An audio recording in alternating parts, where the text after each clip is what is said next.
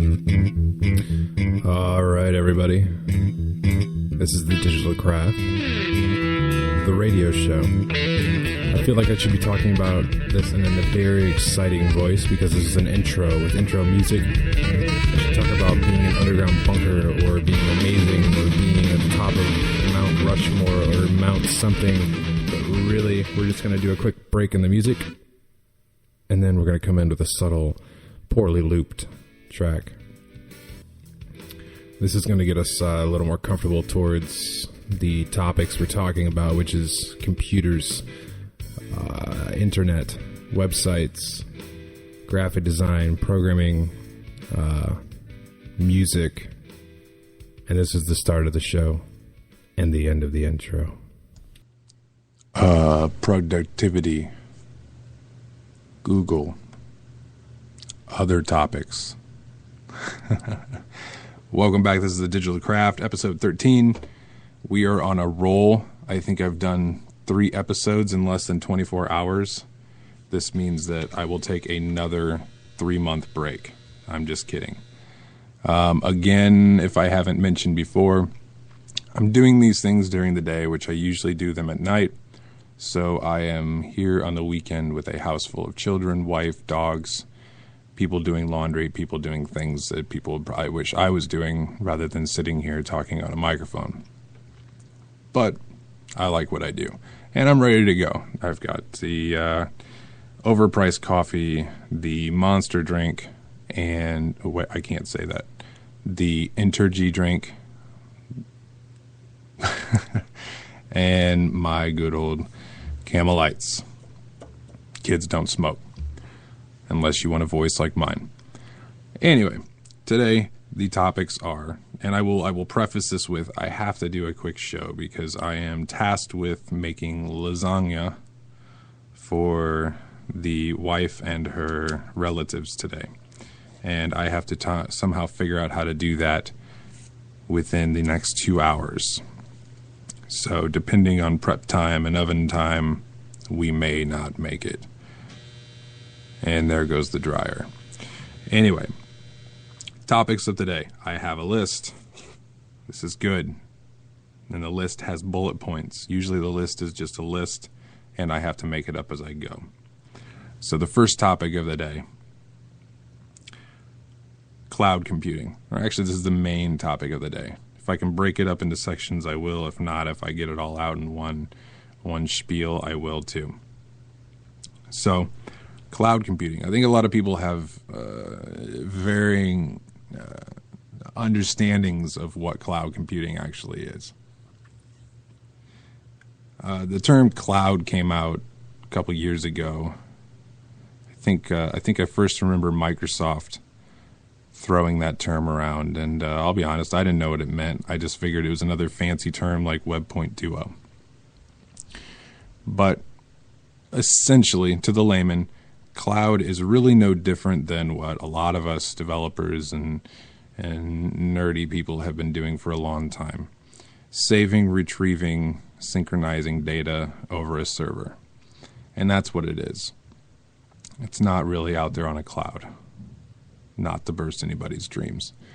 But what it is certain services have set up ways, for instance, Google Drive, or Dropbox is a good example because they were around before Google Drive was pretty much taking what they did.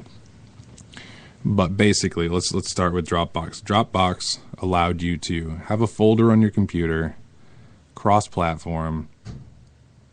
You put your documents in there, and all of a sudden, anybody else who shared that Dropbox folder could access it. Not only that, but you could access it if you had an iPad, an Android, probably a BlackBerry, if those even exist anymore, and now probably a Windows phone. You can quickly get to those documents as long as every device has been connected to the internet long enough to synchronize with the server. And that's an important part of it.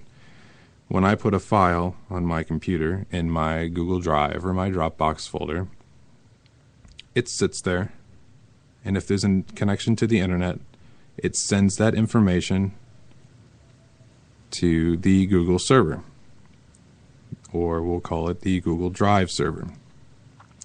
Once that information is up there, generally there's a little icon on your computer that says this is done, like a little up arrow or a high five or a thumbs up, whatever. That means it's reached the Google server, and that means it's available for everybody else who's connected to it, whether it be your other devices or your friends and family or your coworkers, whoever is shared not only with that drive but with particular folders and or just files. So as soon as they are connected to the internet, Google Drive starts sending signals out and going, hey, let's send those files over to them. Now, on that note, with mobile devices and things like that, with data plans changing, the unlimited plan is a thing of the past for some of these companies like Verizon. Now they've suckered you all into this share everything plan, which now has a limit. Now you don't necessarily want that data to be downloaded to your phone. So what they've done in return, in my case, my Android phone, I will get a list of the documents. And if I choose to download and view them, I can. So that way it's saving me data and things like that. But it's a very harmless thing if done right. And it's almost an essential part to working, even for yourself, but I mean definitely with a team, as a collaboration. Now, cloud computing. We have Google, Dropbox, Adobe Cloud. These are just to name a few. Apple has theirs. But you know me, I'm not a big Apple guy, so I could care less, but they all work about the same. Adobe Cloud is interesting, and I'm still just getting into that. I have a new student who really could use the functionality of Adobe Cloud. One of which is being able to send revisions or publications, keeping publications on the cloud so that this person could be at home while the others are at the office, and they all have access to the same file. They're able to make revisions, things like that. This particular person told me that before they were doing this, they were taking a flash drive and bringing it home or bringing it back to the office. Think about all that time, gas, money, whatever involved in that when you can simply sit at your computer. I mean, this almost gets to the point where you don't even need an office. People can collaborate across the globe on the same documents. Revisions are marked. Now, I'm not positive that on Adobe Cloud, but I know with Google Drive and their docs, the revisions are marked, and you can go back in time and adjust based on revisions. And it's similar to version control with software development and web development. So anybody who has aberrations of this whole cloud term, don't. Get into it, investigate it, learn how to use it. It is a brilliant tool. The last firm I worked at, we were all scattered across the globe. I was here in Fort Wayne, Indiana. My assistant director, developer, was in Auburn, Indiana. Granted, that's only about 45 minutes away. The owner and the sales team was in Lake Tahoe, and most of our clients were scattered all over the country, in Chicago, Texas, New York. I think we had somebody in San Francisco. We had somebody in California. And we were all able to collaborate and share documents, share assets, and work on assets at the same time. That's one thing that Google Drive has, or Google Doc has. It's really amazing that you can access the same document.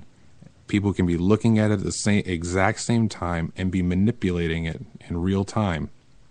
When I'm on cell E5 and my buddy's on B3, I see a little highlight around it, knowing that that's where they're working. It's pretty cool. Now with Adobe Cloud, I still have to learn a little more. Dropbox, I'm not sure what they're doing these days. Once Google decided to say, let's rebrand Google Docs and call it Google Drive, they pretty much took all the benefits or pros of Dropbox and said, we're taking them and we're going to integrate it into our Google Docs system. Whether there was any money in play or not, I don't know. I'd imagine there was. If not, well then sorry, Dropbox. And I almost feel bad for Dropbox because they had a great idea and all of us were using it, at least any of us savvy to it, were using it daily, hourly, minutely. I mean, it was a very, very essential tool. Now, you'll see the cloud term used other ways too. There's elastic cloud hosting. I might have worded that backwards, but excuse my family. What that says is Amazon's a big proponent of that. And what they allow you to do is instead of paying, say, $30 a month for hosting, they will charge you X amount, and then they call it elastic because if 1 month you don't have any traffic, you're not charging any extra. But if you're booming the next month, they charge you, I don't remember what it is, but a per something, per kilobyte, per byte, per whatever extra they use. And if you're doing a good job, if it's not just a bunch of spam and you're actually making money and making profit off of this, well, then that is a great idea. So look into that too. Go to Amazon Web Services and take a look at that if you're looking for some expansive hosting. Now, I will note, if you're not in the position where you're going to launch some big product, a simple hosting package is fine. A $4, a $10, a $30 hosting package is fine. But once you get to the point where you are unsure, you're hoping that your product's going to succeed and it's just going to blow people away, and within a month or two, it's just going to skyrocket. That's when you want to put it into something like Elastic Hosting, either that or keep tabs on your hosting company and upgrade your plan. Either way, I'm not positive. It could end up being about the same amount of money, but I do like the flexibility of the Elastic Cloud. I had the privilege to work on a big project that was using those services, and it was kind of nice. So, cloud computing, the term cloud, don't get scared by it. A lot of times, marketing genius out there, they come up with these terms and they fool me as well. When I started seeing the cloud, I started thinking, what ridiculous thing is this now? What are we selling people? What is a cloud? Now, maybe I'm alone on that, but it set me back. I could care less about it. It seemed like some dumb consumer thing that I didn't care about, something that I probably already knew about, and a part of that's true. But it has become an essential part of my life. So, further into that, Google Docs, I know we've talked about these a little bit. Google, when it comes to just standard productivity, because Google and Adobe's cloud services have some similarities, but Google itself is extremely good for productivity. You basically have a lightweight office suite. And sad to say, Microsoft is really losing out right now unless they come up with something better, or I haven't seen it yet. Nobody wants to pay $200, $400, $600, whatever dollars to buy Office and then pay the extra amount of money to have the online services. When Google Docs has the core essentials, you have spreadsheets, documents, presentations, and drawings. And the drawings are great for flow charts, doodles, wireframes, whatever. So those are great. The only thing that Google Docs does not have is a database setup like Access. But then again, there's also Open Office, which you can acquire for free, and get around that. Not only that, but Open Office, and I'm kind of derailing here, but Open Office also allows you to connect to a MySQL database. So if you'd like to kind of have that Access style interface that we're all familiar with, rather than using something like PHP MyAdmin or the MySQL administrator tool, OpenOffice has a pretty similar interface to Access, and it allows you to edit data and then edit it in real time and affect the database. So that's something to think about. When we get back, I'm going to talk about Google Calendar a little bit. We're going to take a quick music break. This is Pliers, Friends of Mine's, One-Eyed Crow. Got a big old black one-eyed crow squawking in my left ear, telling me to keep my eyes open and my other ear. Why keep me done right one fell in there? So you better watch your step up when you come around here.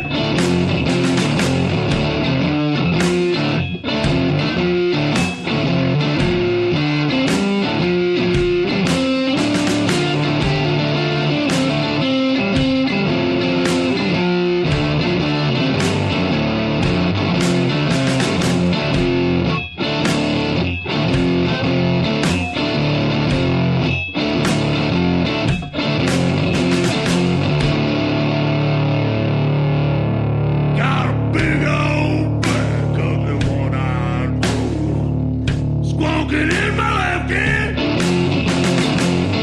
telling me to keep my eyes open and my other ear. Why keep me done right loose? One valley near. So you better watch your step up when you come around here.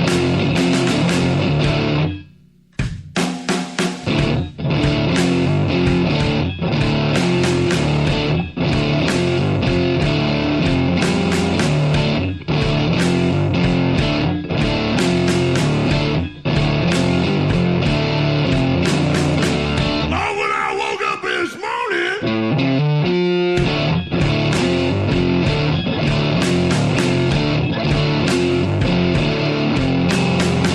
I was all by myself, my bed. When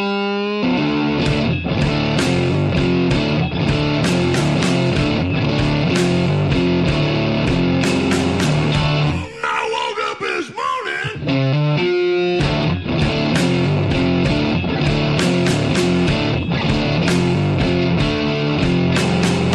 I was all by myself, my bed.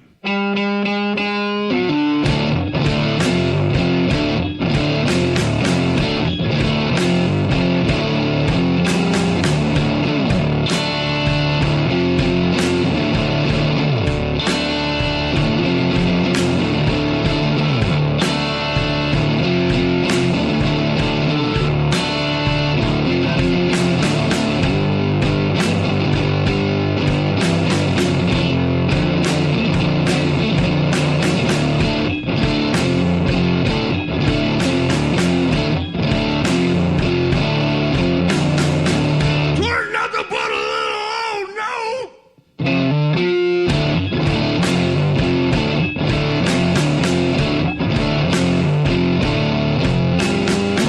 Where her big butt used to lay.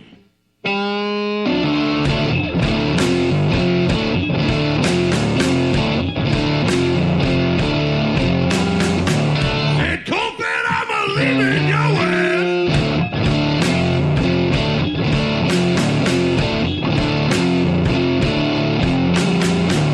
Lord, I'm a leaving today.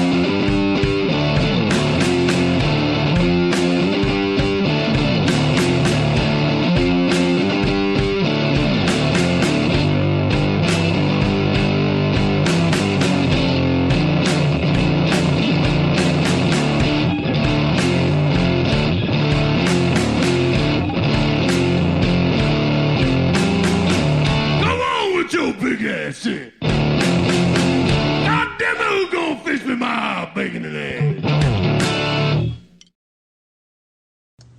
All right, now I made a mistake. That was not just One-Eyed Crow. That was actually 3 tracks. I cut it off at 2. That way we can save the other one. The second track was Bacon and Eggs, if you couldn't figure that out. And that was Pliers. We played Pliers yesterday, only we played Pliers with Scotty Too Hottie Pippin playing guitar and singing. This time it was the infamous Cornfed Johnson on the drums singing with Scotty playing guitar. Anyway, back to really exciting stuff. Back to productivity. Google Calendar is another amazing tool. I use it all the time. It's extremely lightweight. It integrates with Android very, very well, obviously, since it's a Google product. And even more so, it's starting to integrate with the iOS products. And I'm sure that if Windows 7 or Windows 8 and the mobile version of that hasn't caught on yet, it will. Google Calendar has a lot of different options, and some of this is just more towards developers. The API is very robust. You can integrate Google Calendar into your web applications, set up scheduling, things like that. That's something we're working on if we don't find a pre-built service here soon for our private lessons. It all really just depends on how much time we have to put this thing together. Now, another neat thing they have, which is something people might have seen a while back, we had an appointment calendar. Google has 2 different calendars. They have an appointment calendar as well, where you can block off a certain amount of times, make that calendar public, and people can book those times. Now, the only dilemma I had with that was there was no way to charge the people when they booked it. So I ended up getting a little bit of spam. So I'm sitting around waiting at 1 o'clock in the afternoon. Nobody shows up, no emails, no responses. It's because it just got spammed. So you have to be a little bit careful about that. But it is a nice tool. One way you can combat that is make sure, for instance, we do everything through PayPal. So if we make it very known that if you do not book, or if you book a slot and you do not pay, the registration fee within, an hour or 24 hours or whatever you want to set up, then you should know right away that this person is probably not going to show up. And even if they are going to show up, you're in the right because they didn't read the instructions. But it is something to definitely take a look at. But not only do you have the API, but the appointment calendar, but you also have the ability to sync. When you have a business account with Google, which is ridiculously cheap, it's $5 a month per user. So for $5 a month per user, you can synchronize calendars. Not only that, but you can edit calendars depending on what your administrative rights are. So you can plan for people. You could have a secretary who has full access to your calendar. And that's been done for years, but the beauty of it is that if you have an Android, an iOS phone, whatever, any phone that can connect to a Google Calendar, when, say, your secretary or, quote, administrative assistant, that is, sets up an event or an appointment, you will see it. In fact, they can send a notification to you. So boom, on your little iPhone or your Android phone, you get a little pop-up that says you have a meeting in 20 minutes. Things like that. So these are other productivity tools, and these are free. I mean, $5 a month for the business account. Basically free when it comes down to how many things you pay money for: cable bill, electricity, gas, mortgage, things like that. $5 a month to help run your business smooth. It's a no-brainer. Now, the last thing I want to talk about with productivity before I get into a little bit of a rant, a pen. It's a smart pen. I own one. I actually own a couple of them. They make several different versions of them. What I like the most about them, that aside from the most recent one that works on the iPad, it's a neat idea. So far it doesn't work very well, or at least it doesn't work very well on mine. But the whole point is you get this nice fine tip. It's not an actual pen, but it's a nice fine tip, and you can draw directly on the iPad, and you're supposed to get good handwriting skills. Now, I've had problems with syncing the pen to the place where I'm actually writing. So I will say that about that. Now, however, the other A pens, the Bluetooth one and the USB one, these things are amazing. And any of you who have done private lessons with me, you've seen these things in work. Basically, you attach this little thing to, it's about the size of a thumb drive. It's got a little clip on it. You attach it to your piece of paper, and you have a real pen, a real ballpoint pen. I mean, it's specifically an A pen, but you can actually write on your piece of paper. Unlike some of the live scribes where you have to have special paper and things like that, this one you can write down notes, and everything is not only saved on that little device. If you don't have it plugged into your computer, it saves it to the little thumb drive device, or thumb drive looking device. But also, furthermore, if you want to plug it in USB to your computer, you can actually see what you're writing as you're writing. Now, one might think, well, that's, kind of redundant. I'm already writing on a piece of paper. Well, two things here. You can actually save those notes and pull them up later, save them as PDFs, or just look through your note manager and look at the notes you wrote. But for me, what I love the most about it is when I'm doing private sessions and people are viewing my screen, it's almost like a whiteboard. That's one of the biggest things that I have been frustrated with when doing private lessons. I really, really want to go to my whiteboard, but nobody can see it. So this is a great way to get the whiteboard capability. I mean, you can even change the colors. Even though you're using a black pen, you can change the colors in the interface. Not only that, but the pen itself, you can open it up, pull out the ink, and then go to somewhere like Office Depot, Office Max, whatever is in your area of the woods, and you can buy a replacement ink or a little tube or whatever you call it, and boom, it's back to normal, because the guts of it's all in this little sensor that runs right around where the pen tip is. So it doesn't matter what kind of ink as long as you can fit it in there.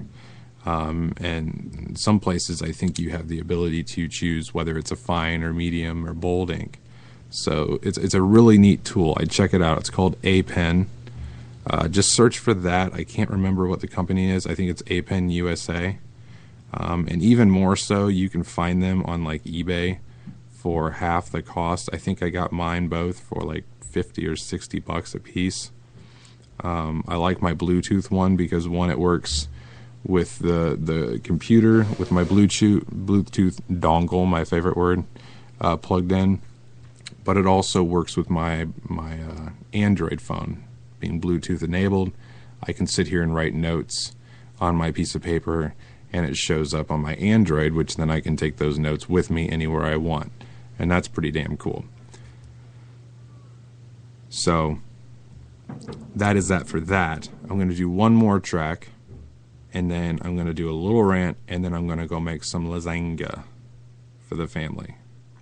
So this next track, again, is Pliers, just because I'm running out of music, but that doesn't mean they're any less exciting.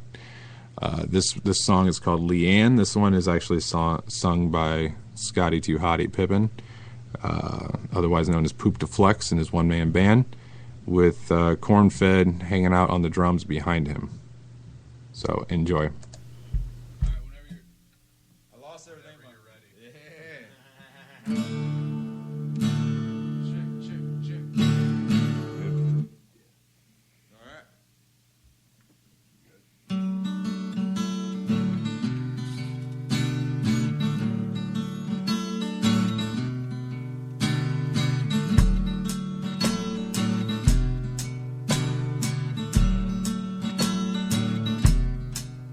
Well, the end, it don't rhyme, but I would like that. Boy said I would like that.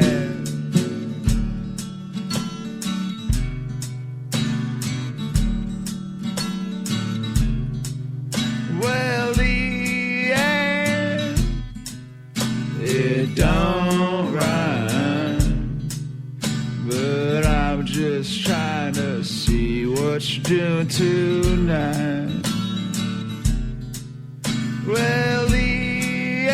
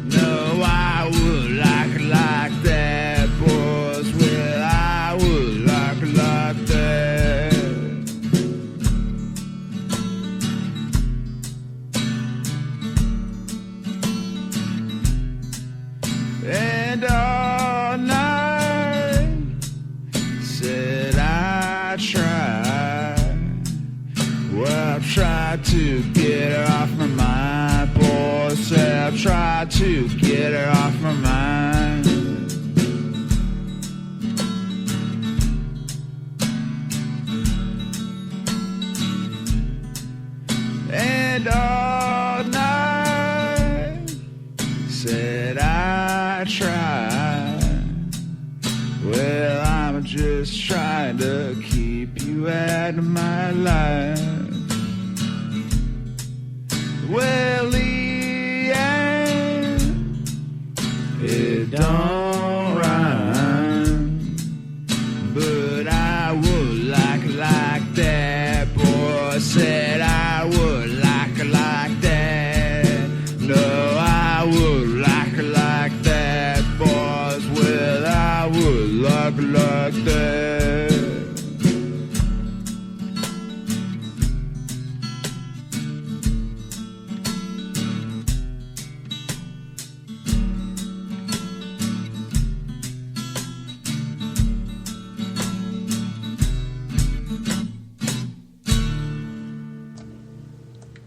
And there you have it. That's Leanne by Pliers, headed up by Scotty.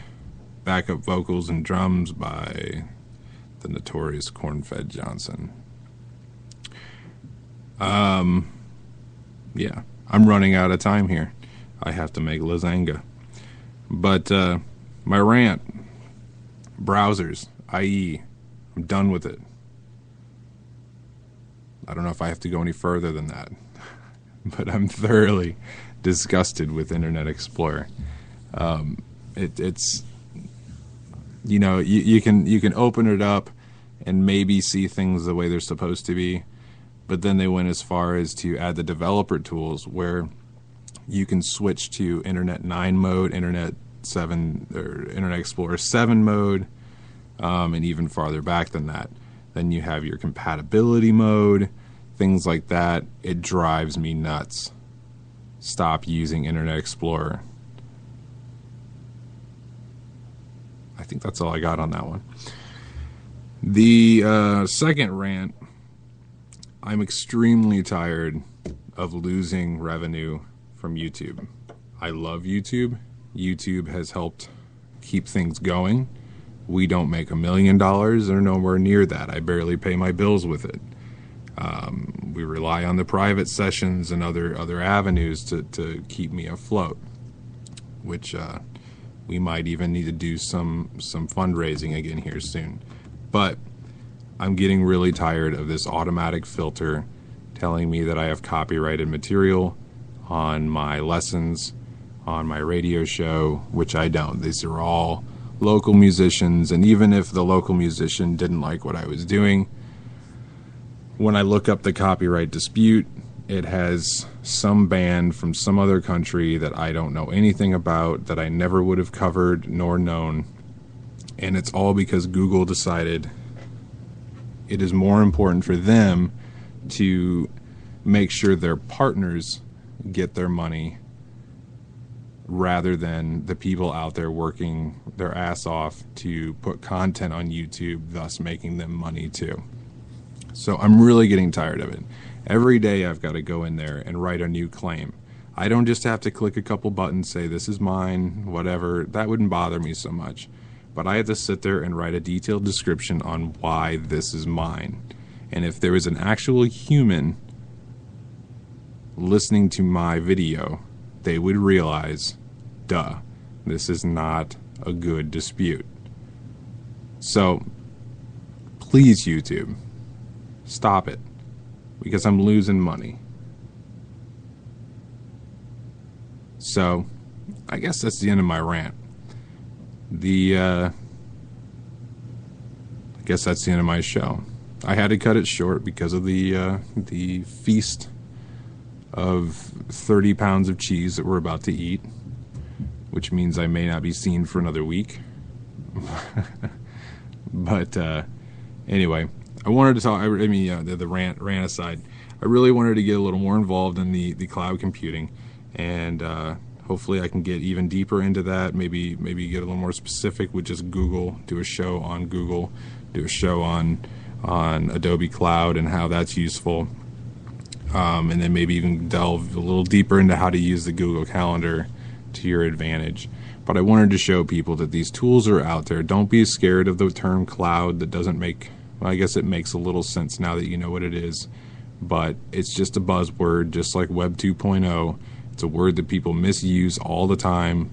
You know, I want my car in the cloud. No, that doesn't work. I want my house designed Web 2.0. No, that doesn't work. It's just a buzzword. So, anyway, without further ado, I'm going to play one more track to close out the session. This is kind of a instrumental track from Exterminate All Irrational Thought, and it's more just of a lead out. But thank you all for listening, downloading, whatever you do, and watching our videos.